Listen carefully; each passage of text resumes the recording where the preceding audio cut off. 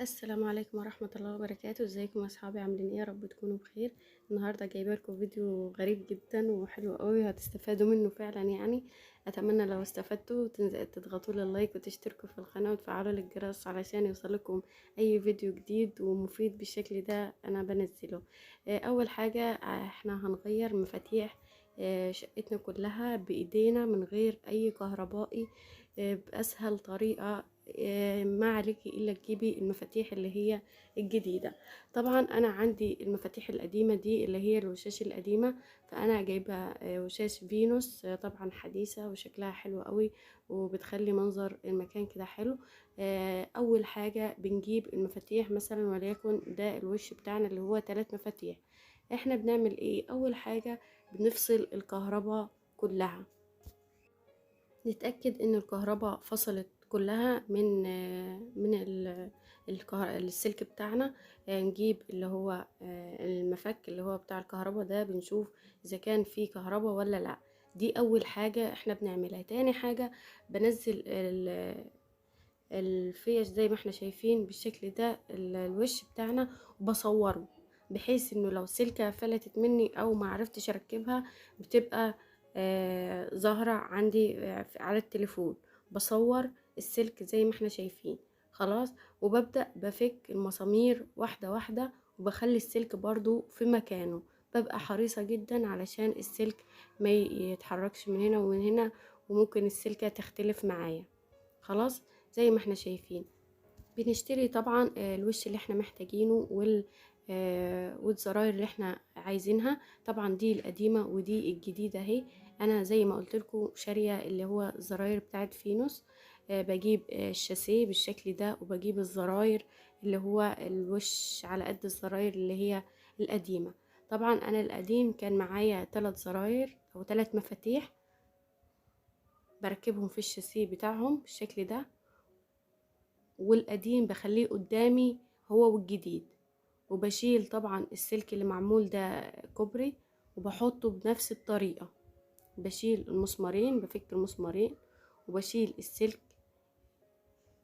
اللي في المفاتيح القديمة وبحطها بنفس الطريقة في المفاتيح الجديدة. طبعا المفاتيح القديمة كانت السلكة بتاعتها كبيرة، فأنا بقصرها شوية.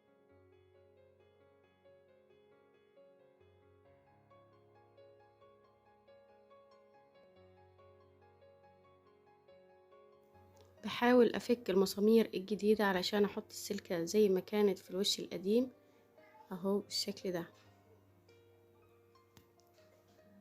بجيب برضو السلكة التانية وبحطها نفس ما كانت القديمة، برضو بقصر السلكة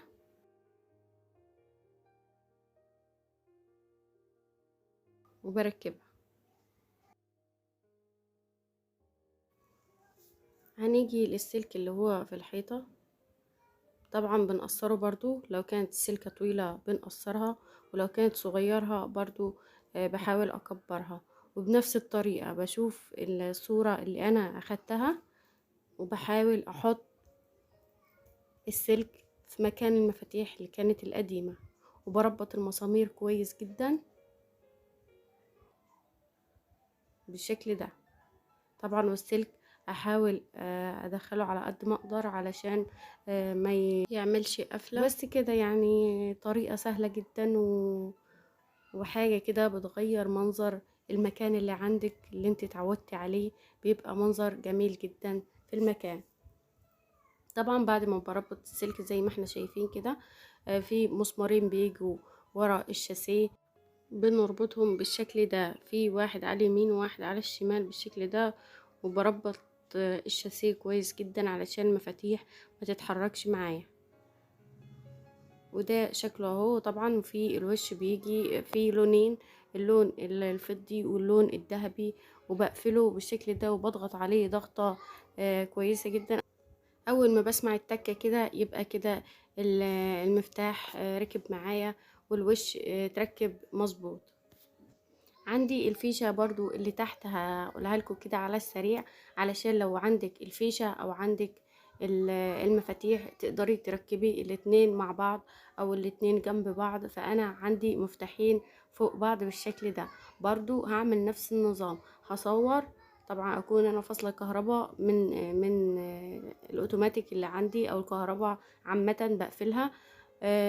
بصور المفتاح اللي عندي، بجيب نفس الزراير اللي في المفاتيح بجيبهم جديد. يعني لو الوش فيه 3 مفاتيح يبقى اجيب 3 مفاتيح والشاسيه.